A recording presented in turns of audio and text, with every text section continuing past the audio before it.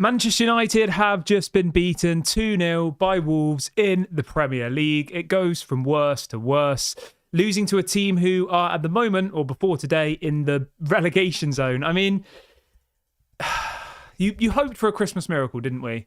It is Christmas. And what do? They lose. What a surprise. I mean, was anybody really surprised? I don't know. Oh, as always, get in the comment section. Let me know your thoughts on today's video. Let me know your thoughts on today's game. Let me know. Fire away. I mean, there's nothing positive to say, is there? I honestly can't think of a single positive from today's game. Not one. Genuinely zero. Onana, absolutely awful. Shouldn't be even a goalkeeper at this level. That's 2 goals in a row that he's conceded from corners. He conceded exactly the same goal a couple of weeks ago against Arsenal, and it's happened again. How many times do you see players score from corners? Absolutely embarrassing. Bruno Fernandes, absolute joke. Joke of a player. I would have got rid of him before. I wouldn't have given him that new contract. Ineos was stupid enough to give him a new 300 grand a week contract at the age of 30. Absolutely embarrassing. Joke of a captain. One of the worst captains I think I've ever seen in Manchester United's history. I think if we'd have had 11 players on the pitch today, we may have got a draw. We may have got something from the game. But without Bruno, well, forget Bruno. He's just a number. As soon as you drop down to 10 players, you're away from home. You're against a team who, before today, had won one game in the last 5. They'd lost 4 games and won 1, right? At the moment, we're on course for relegation. Genuinely, and that's not being dramatic. We've played 18 games and we've got 22 points. Usually 40 points just about gets you out of relegation.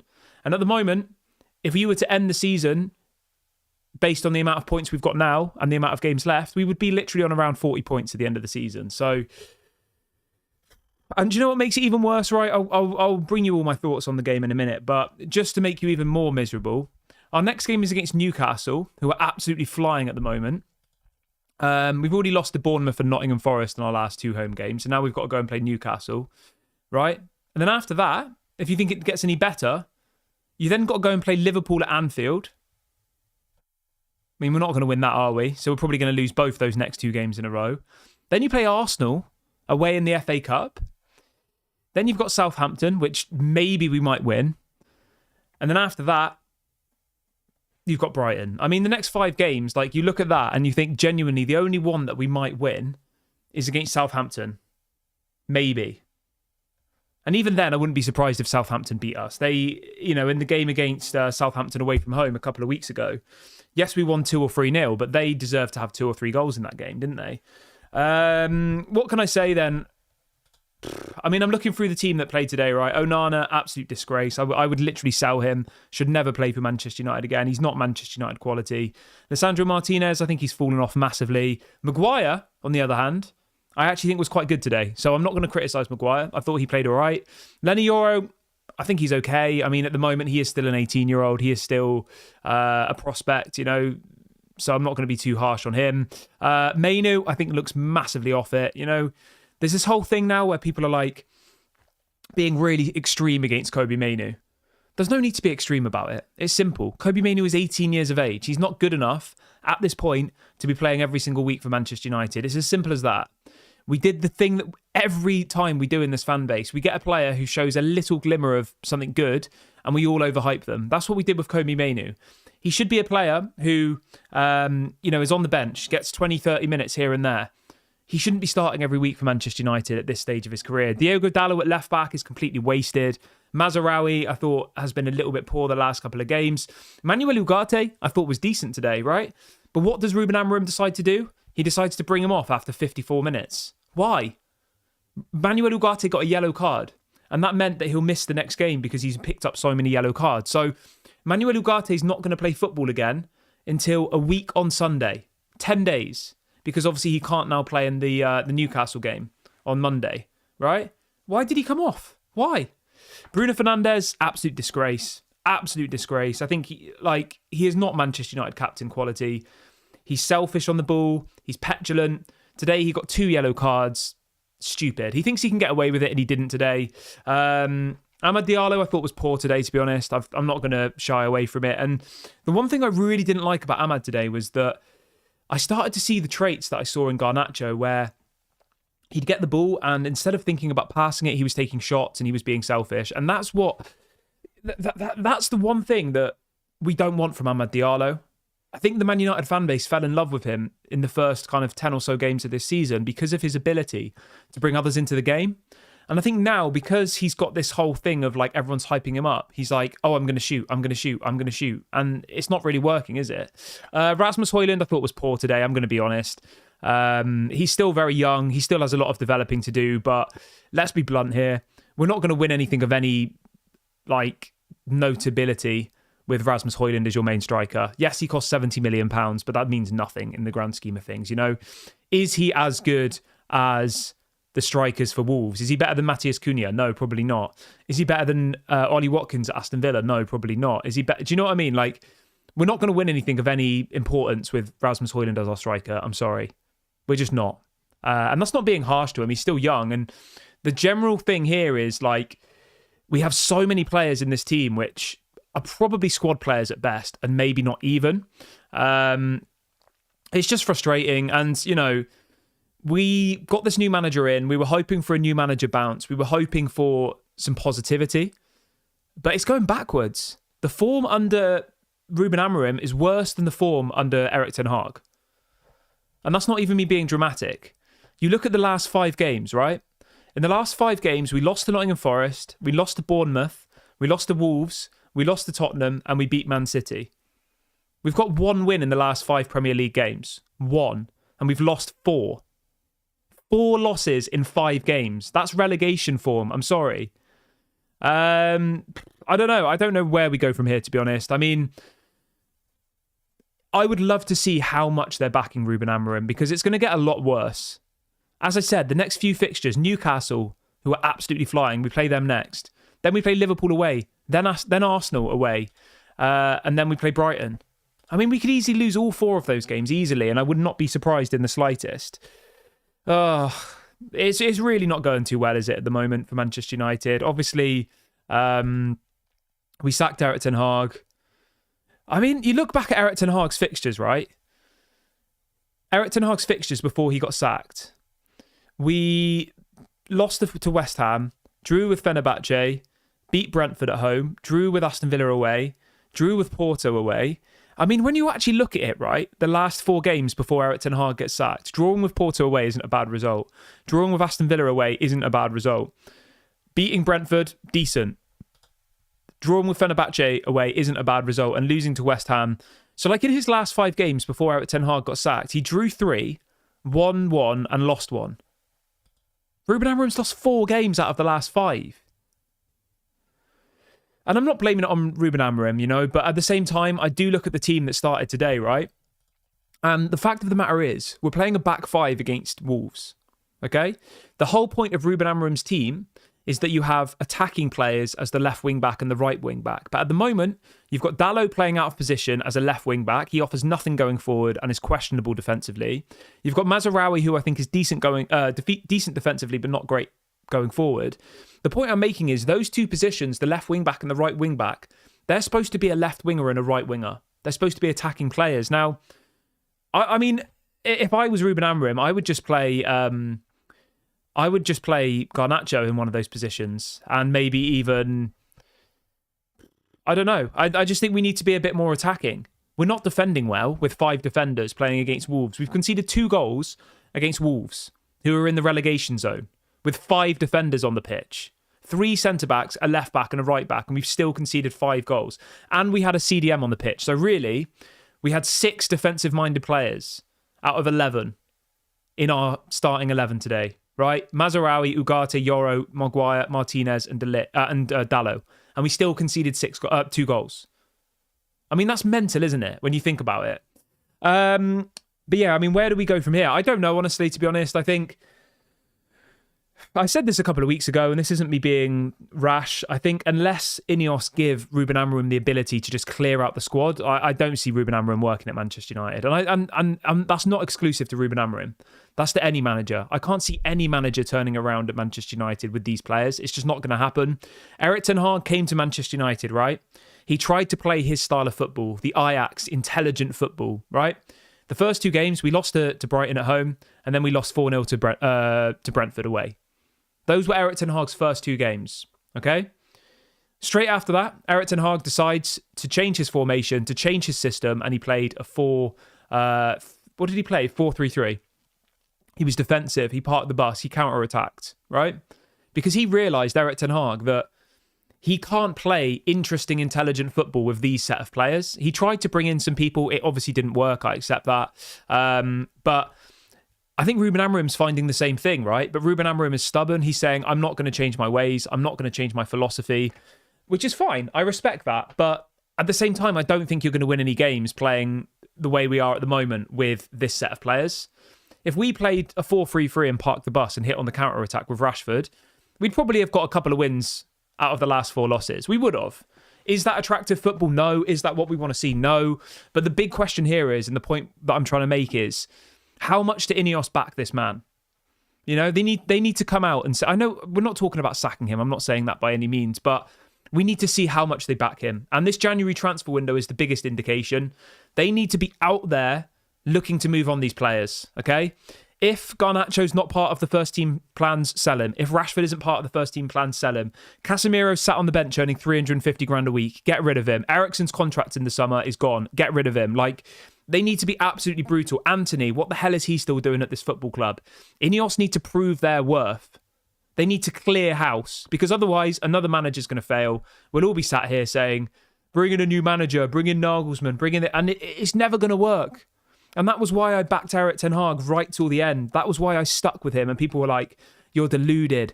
Why are you backing Ten Hag? He's not very good. Because I said so many times that Erik ten Hag actually overachieved with the players we had. He finished 2nd in his first season, finished 8th in his second season, and won an FA Cup and a League Cup. At the moment, we're 3 points off relegation. We're out of the League Cup. We're not going to win the FA Cup. We're playing Arsenal away in the 3rd round, let's be honest. The Europa League, maybe. But if we carry on playing like this, we've got no chance of winning the Europa League. There are much better teams than Wolves in the Europa League. But as you can see, I'm just annoyed. Yeah, I'm just annoyed with this all, to be honest. I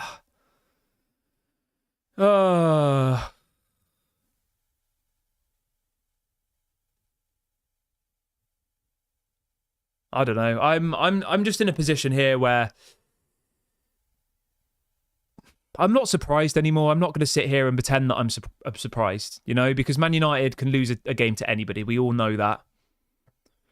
But I did have this hope that we might get a bit of a new manager bounce, right? When you looked at the fixtures after Erik ten Hag got sacked, you looked at those fixtures and said, you know what? We might be all right. We might get some wins, okay? If you look at his fixtures, we beat Everton 4-0. Then we lose to Arsenal. After that, you have Nottingham Forest, Tottenham, Bournemouth, Wolves. I mean, you would have looked at those fixtures and said, we might have got 3 or 4 wins out of those 4 games, you know, that we'd beat Bournemouth, we'd beat Nottingham Forest at home. I know these teams are decent. Every team in the Premier League is decent, but you would hope with a bit of a new manager bounce that you might get 3 or 4 wins. We haven't. We've won 1 game in the last 5 with a new manager bounce. I mean, where do we go from here? Let me know how you're feeling in the comments section. Like, how do you feel right now? And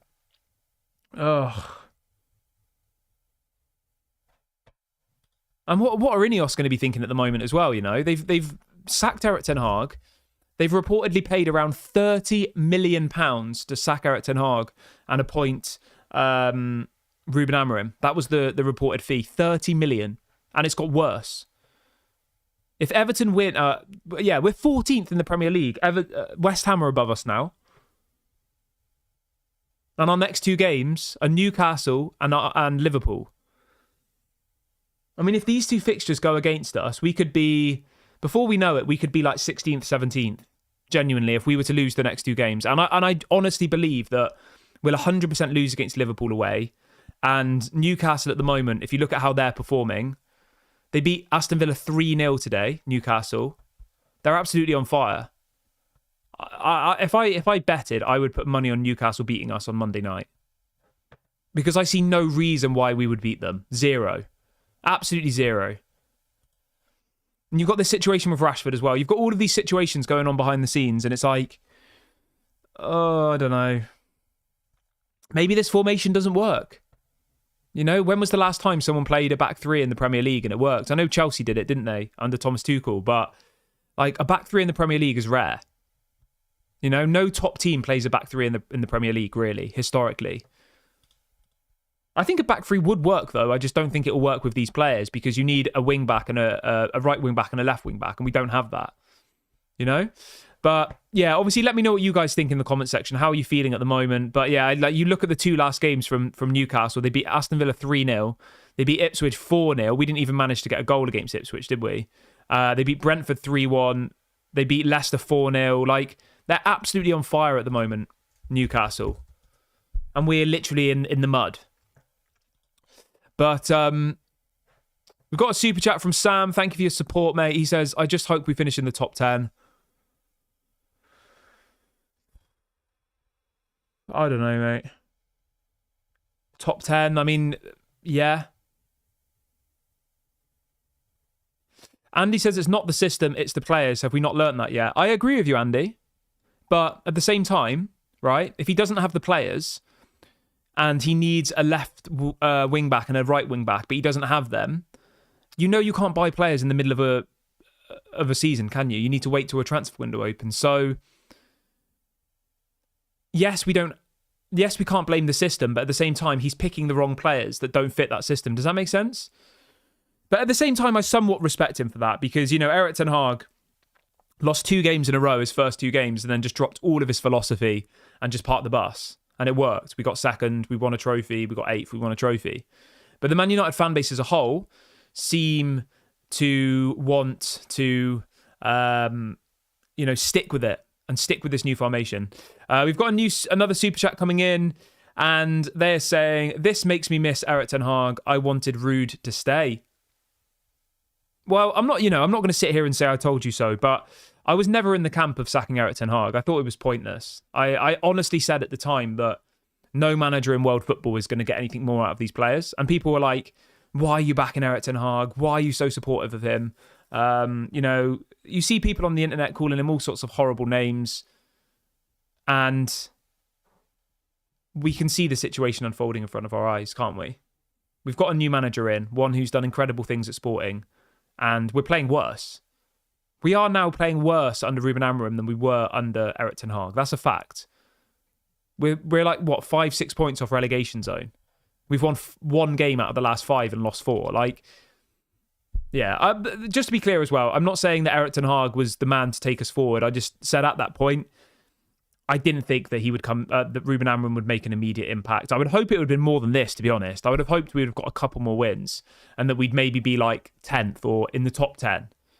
I wasn't expecting him to come in and us to get top 4 or whatever. I just thought that we might, have a bit of a bounce. We might be able to beat Bournemouth at home. We might be able to beat Nottingham Forest at home. But, yeah, I don't know. Alex says, Kieran, if we're being truthful, none of these players fit Amorim's system. I agree with you 100%. I honestly 100% agree with you. Rasmus Højlund isn't Gyökeres, to start with. And we don't have any... we don't have a left wing back. We don't have a right wing back. I'm not convinced that Martinez suits this system. Midfield, I don't think Mainu suits this system particularly well. We don't have any attacking midfielders that are very good. Diallo is more of a winger. Bruno is wasteful. I don't think Bruno should be even playing for Man United, to be honest. I would have sold him. I would 100% sold Bruno Fernandes without a shadow of a doubt. I wouldn't have given him a new contract. He was already on 250k a week. We've given him over 300k a week on a 4-year deal. It was stupid. It was illogical. It made no sense. At the age of 30 years of age yesterday, somebody who's been here for the last 5 or 6 years and been part of a team that's been failing and been the captain of a team that have been failing. And we've rewarded that with a new deal with 300k a week. I mean, it's dumb. It's illogical.